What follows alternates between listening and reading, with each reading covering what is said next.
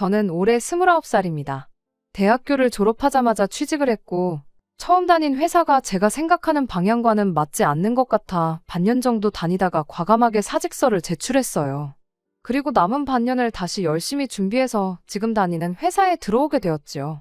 월급이라고 6개월 받았던 것도 새로 취직 준비를 하면서 홀랑 까먹었지만 그렇게 1년 보낸 시간을 날렸다는 생각이 들지 않게 새로운 회사에 들어가면서부터는 좀 더 열심히 저축을 했습니다. 제가 본격적으로 저축을 시작하면서 부모님 덕을 좀 많이 봤어요. 원래는 혼자 자취를 했는데 새 회사 들어가면서 교통이 부모님 집에서 출퇴근하는 게 더 가까워서 방을 빼고 집으로 다시 들어갔거든요. 덕분에 나가던 월세만큼 더 돈을 아낄 수 있었고 필요한 지출이 생기면 부모님 찬스를 쓸 때도 있었어요. 새 회사에 어느 정도 익숙해지고 자리가 잡히면서 지금의 남자친구를 만나게 되었습니다. 인연을 만나다가 자연스럽게 결혼 이야기가 나온 케이스예요. 남자친구는 저보다 4살 위였고 회사 이름이나 벌이나 서로 비슷했어서 그런가 결혼 이야기가 처음 나왔을 때 조건 같은 부분에서 네가 잘났네, 내가 잘났네 따질 만한 건 없었습니다. 벌이 부분에서 사실 차이가 있긴 했었죠. 하지만 나이 차이도 있고 제가 1년을 쉬었던 일도 있다 보니 남자친구가 경력이 저보다 몇 년 더 앞서 있었기 때문에 나는 차이이지, 직급이나 호봉을 똑같이 두고 본다면 별 차이 없이 비슷비슷한 정도라서 비슷한 벌이라고 한 겁니다. 당장만 두고 보면 남자친구가 저보다 달에 30만 원 정도 더 벌긴 했어요. 아무튼 결혼 이야기가 나오면서 나눈 이야기 중에 가장 먼저 나온 건 반반 결혼에 대한 이야기였습니다. 남자친구가 저에게 먼저 말을 했고 딱 더도 말고 덜도 말고 자기가 모아놓은 만큼만 가져와서 반반 결혼을 하자고 했어요. 자기가 20대에 결혼했으면 부모님한테 어느 정도 지원을 기대했겠지만 이제 나이도 나이인데 부모님 손 벌릴 때는 지난 것 같다고 하더군요. 뭐 공증을 받아놓고 그런 건 아니었지만 사실 저는 훗날 제가 결혼할 때가 오면 부모님께서 지원을 해주겠노라고 이미 꽤 오래전부터 이야기를 해주셨었어요. 그것도 꽤나 큰 금액으로 말이죠. 제가 외동딸이라 그런 것도 있지만 부모님께서 매번 제 결혼에 대해 하시던 말씀 중 하나가 너 시집가면 해달라는 거 다 해줄 수 있다, 대신 너무 현재의 모습만 보고 결혼 상대를 정하지 말고 그 사람의 장래성까지 다 따져보고 선택하라는 말이었어요. 당장 제 결혼 상대가 보잘것없을지라도 앞으로의 가능성 같은 것도 관찰해보란 소리셨죠. 경제적인 부분은 당신들이 지원해줄 수 있으니 저랑 앞으로 더 좋은 미래를 꾸려나갈 수 있는 그런 사람을 만나라는 말이었습니다. 저희 부모님이 뭐 억만장자 같은 부자는 아니지만 경제적으로 부족하신 건 없어요. 저희 부모님은 정육점을 하시는데 주변에 도보로 아파트 단지가 밀집해 있기도 하고 주변의 마트가 애매한 위치에 있는 자리에서 하고 있다 보니 장사가 엄청 잘 됩니다. 한자리에서 오래 하셨기 때문에 경쟁업체가 생겨도 큰 타격이 없었고 정직하게 장사하셨다 보니 단골도 엄청 많으시고요. 그 덕에 저희 삼촌들까지 해가지고 가게를 2개를 더 냈어요. 그 가게들도 저희 부모님이 차려준 거라 삼촌들이 따로 저희 부모님께 매출의 일부를 주고 있기도 하고요. 당장 부모님이 가게를 팔아버려도 2분 노후까지 먹고 사는데 지장이 없을 정도로 경제적인 부분에선 아쉬울 게 없는 상황이셨거든요. 여유가 있으시니 할 수 있는 말이겠지만 아무튼 저한테 늘상 강조하셨던 게 장래성 있고 오래 행복할 수 있는 사람과 결혼하란 이야기를 자주 하셨습니다. 이야기가 잠깐 새긴 했는데 아무튼 남자친구가 부모님 도움을 받지 않겠다고 하는 말이 터무니없는 소리처럼 들리지는 않았습니다. 저도 이직 후에 1년 낭비한 거 메꾸겠다고 열심히 돈을 모으고 하다 보니 나름 돈 모으는 방법도 터득하고 거기서 돈 모으는 재미가 뭔지도 알게 되었거든요.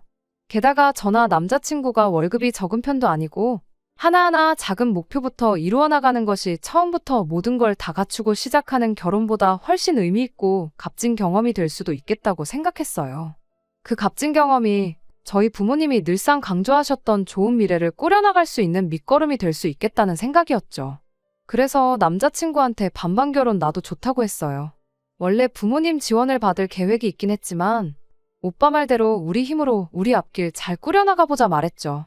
대출이 조금 생기긴 하겠지만 회사에서 직원들 대상으로 좋은 금리로 대출해주는 복지제도가 저희 회사나 남자친구 회사나 둘 다 가지고 있던 상황이기도 했고 그렇게 양쪽 회사에서 대출받고 모은 돈 합치고 하면 자동차나 리모델링은 조금 무리겠다 싶기도 하지만 두 사람 시작할 작은 신혼집의 결혼식 비용 정도는 모두 충당하겠다 싶었거든요. 대출이야 요즘 대한민국에 대출 없이 사는 사람이 어디 있겠으며 그거 갚아나가는 것 또한 좋은 기회가 될 거라고 생각했기에 이자 정도는 무리도 아니겠다는 생각이기도 했었어요. 그런데 남자친구가 제 대답을 듣더니 자기는 그렇다 쳐도 저는 부모님 지원을 받아야 하는 거 아니냐고 묻더라고요. 양가 지원 없이 우리 힘으로 시작하자는 소리 아니었냐. 그런데 갑자기 무슨 지원 타령이냐 제가 물어봤어요. 그랬더니 남자친구가 자기가 얼마나 모아놓았을 줄 알고 아무 도움 없이 반반 결혼을 할 수 있다고 생각한 거냐고 대답을 하더라고요. 그때는 아차 싶었어요. 생각해보니 남자친구가 저보다 나이도 많지. 회사 생활도 오래 했지. 거기에 월급도 더 많은데. 남자친구가 지원을 받지 않겠다고 한 건 자기가 안 받겠다는 말이었고 반반 결혼하자는 건 자기가 모아놓은 만큼 저도 가져오라는 소리였는데 저 혼자 그걸 오해했구나 싶어서 얼굴이 다 화끈거렸네요. 아무튼 그래서 그때 처음으로 서로의 경제 상황에 대해서 오픈을 했어요. 연봉이랑 이런 사소한 것들이야 연애 시작하고 얼마 지나지 않아서 서로가 공유를 했지만 그동안 얼마나 모아놓았는지에 대해서는 사실 한 번도 이야기했던 적이 없거든요. 그런데 남자친구가 자기가 모아놓은 돈은 6천만 원이다라고 이야기했을 때 대체 이 사람은 무슨 자신감으로 나보고 부모님 지원을 당연하게 받아야 그 돈을 맞출 수 있다고 생각한 거지 싶었습니다. 그렇게 자신있게 말한 사람치고는 조금 애매한 액수잖아요. 물론 6천만 원이 적은 돈은 아니지만 그래도 그렇게 자신있게 말할 정도였으면 아무리 못해도 저는 1억은 충분히 모아놓았을 거라 그렇게 생각했었죠. 어쨌든 저도 경력이 꽉 채운 4년밖에 안 돼서 제가 모을 수 있는 돈의 상한은 정해져 있었지요. 부모님 덕을 많이 보기는 했지만 그렇다고 해서 제가 지출을 하나도 안 하고 월급 전부를 저금했던 건 아니었으니까요. 그래도 총액만 두고 보면 남자친구가 모아놓은 돈보다 제가 1,000만 원 더 많았습니다. 남자친구가 제가 모아놓은 돈의 액수를 듣고 말수가 적어져서 우스갯소리로 부모님 지원은 내가 아니라 오빠가 받아와야겠다 하고 놀렸어요. 남자친구도 그 말에 정신이 퍼뜩 들었는지 어떻게 제 연차수에 그런 많은 돈을 모았냐고 묻더라고요. 그래서 제가 여러모로 부모님께 지원을 받은 게 있다. 지금도 부모님 집에서 살고 있고 생활비도 따로 보태는 게 없다 보니 돈이 잘 모이더라. 이렇게 말은 해줬어요.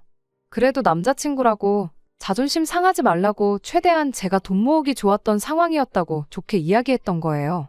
남자친구는 잠깐 말수가 다시 줄어들더니 그럼 그럴 게 아니고 자기보다 더 모아놓은 그 1,000만 원은 우리 결혼하거든 저희 부모님께 드리면 어떻겠냐고 물어왔습니다. 그 1,000만 원이 더 있다고 해서 우리가 아예 대출을 안 받을 것도 아니고 3억을 대출받나 3억 천을 대출받나 그게 그거 아니겠냐고 하더라고요. 1,000만 원 아끼는 거 좋지만 이자 차이가 크게 나질 않으니 차라리 그 돈으로 여태까지 부모님한테 받은 은혜를 갚는다고 생각하면 저희 부모님께서 반드시 저를 대견스럽게 여기실 거고 참 좋아하시지 않겠냐 하더라고요. 일석이조로 제가 큰 효도할 수 있는 기회이기도 하지 않냐면서 말이죠. 그 속이 뻔히 보이긴 했어요. 결론은 자기가 부모님한테 지원받을 생각은 여전히 없다는 말을 좋게 돌려서 말한 거였죠. 그렇다고 자기가 당장 어디서 1,000만 원이 생기진 않을 것 같으니 차라리 그 1,000만 원으로 기분 내고 반반 결혼하자는 말이었지만 그래도 그땐 그냥 남자친구가 했던 말 중에 그런 뻔한 속셈은 계산 안 하고 좋은 쪽만 생각해서 그렇게 하겠다고 했죠. 남자친구 말 맞다나 1,000만 원이 크다면 큰 돈이지만 저희가 거의 대출받는 액수도 상당했다 보니 그거 생각해보면 또 그렇게 큰 액수도 아니고 게다가 당장 남자친구 월급이 저보다 높았으니 그거 생각하면 그러려니 넘어갈 수 있는 액수이기도 했고 저도 여태까지 부모님 집에 얹혀 살면서 이득 본 게 많았으니 효도한다 생각하면 못할 것도 없겠더라고요. 그래서 남자친구한테 그렇게 하겠다 말했죠. 그때는 뭐 조목조목 따져가며 하나하나 다 짚고 넘어갈 그런 생각도 하지 않았습니다. 어쨌든 저도 2년 연애하면서 이 사람의 좋은 점도 많이 봤고 어느 정도 확신이 있었으니 결혼까지 결심했는데 돈 1,000만 원 때문에 파혼하는 것도 웃기겠다는 생각이었어요. 아무튼 그렇게 얼추 결혼 자금에 대해서 이야기가 끝나니 결혼도 어느 정도 확실시되는 분위기였어요. 그리고 그때쯤에서 서로를 양가 부모님께 소개를 하게 되었죠. 남자친구를 저희 부모님께 소개시키는 날이었는데 원래는 며칠 동안 고생해서 따로 예약해놓은 장소가 있었는데 부모님 가게 사정 때문에 아쉽게 예약 취소를 해야 했습니다. 급한 대로 약속 장소를 바꿔서 저희 집 근처에 있는 그나마 분위기 괜찮은 레스토랑으로 다시 예약을 했습니다. 가게 앞에서 부모님과 합류해서 부모님 차로 같이 이동을 했어요. 그때 남자친구가 저희 집이 정육점을 한다는 사실을 처음 알았어요. 저한테 부모님이 정육점을 하시는구나 하고 말하고는 고기는 원 없이 먹어봤겠네. 우리 결혼하면 고기 반찬은 매일같이 먹을 수 있겠다. 뭐 이런 반응을 보였습니다. 그때는 대수롭지 않게 넘겼어요. 사실 별로 따지고 들만한 발언은 하나도 없었고 말이죠. 아무튼 부모님께서는 남자친구를 어느 정도 마음에 들어 하셨습니다. 말씀드렸다시피 저랑 스펙 같은 건 누가 잘났네 따질 것도 없이 비슷했고, 무엇보다 남자친구 태도나 행동에서 자신감이 보인다고. 요즘 사람들 공부만 했어서 그런가 자기 의견 말하는데 소극적이고 샌님 같은 사람들 많이 봤는데 그런 점이 남자다워 보인다며 마음에 참 들어 하셨지요. 똑같은 조건의 사람이라면 매사에 자신감이 있는 사람이 나중에 가서 더 성공하는 법이라며 늘상 강조하시던 장래성에 대해서도 좋게 보셨던 것 같아요. 아무튼 그렇게 양가에 서로 인사를 드리고 나니 저희 결혼이 더더욱 본격적으로 진행이 되는 듯 보였어요. 양가의 인사 끝나고 나서는 자연스럽게 상견례 날짜를 잡았지요. 상견례 때는 별다른 이상한 점을 느끼진 못했어요. 다만 이상했던 건 예비 시어머니가 제가 혼자 인사드리러 갔을 때는 이것저것 질문도 많고 말도 많았는데 유독 상견례 날에는 딱딱 짧게 필요한 말만 하고 대답만 하고 그랬습니다. 저만 있을 때랑 또 저희 부모님이 같이 계실 때랑 느낌이 다르니 그러는 거라 생각했어요. 상견례 분위기 자체는 나쁘지 않았거든요. 결혼 준비에 대해서는 저랑 남자친구 두 사람에게 전적으로 맡기는 걸로 하고, 예단이니 예물이니 이런 건 나중에 기회가 생기면 한 번 더 자리를 만들어 이야기를 나누자고 했고, 상견례는 그렇게 문제없이 끝이 났지요. 양가 상견례도 별탈 없이 끝났고 이제 뭐 결혼하는 건 시간 문제구나 싶었지요. 제 친한 지인들 몇 명한테만 나 곧 있으면 결혼한다고 제 소식을 알렸고, 청첩장이 나오면 나오는 대로 다른 사람들한테도 전부 알릴 계획이었습니다. 그런데 상견례 지나고 나서 며칠 지나지 않아서 예비 시어머니한테서 저만 따로 만나고 싶다는 연락을 받게 되었어요.